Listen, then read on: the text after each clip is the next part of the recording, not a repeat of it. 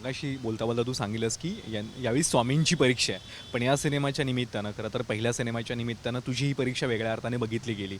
म्हणजे एकीकडे आपण स्वामींबद्दल सांगतो, त्यांच्याबद्दल पडणाऱ्या प्रत्येक प्रश्नाचं उत्तर द्यायचा तू प्रयत्न केलास, पण ज्या पद्धतीचं ट्रोलिंग वेगळ्या अर्थाने तेही झालं.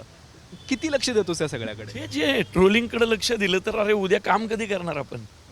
कसं आहे ना, आता कसं असतं, काही देव मानणारे असतात, काही आमच्यासारखे देव न मानणारे असतात, आमच्यासारखे देव मानणारे असतात.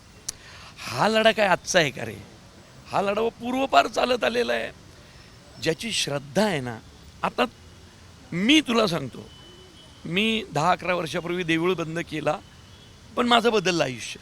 त्याच्या आधी काही मला काही लेखन येत नव्हतं का रे? मला डिरेक्शन येत नव्हतं का?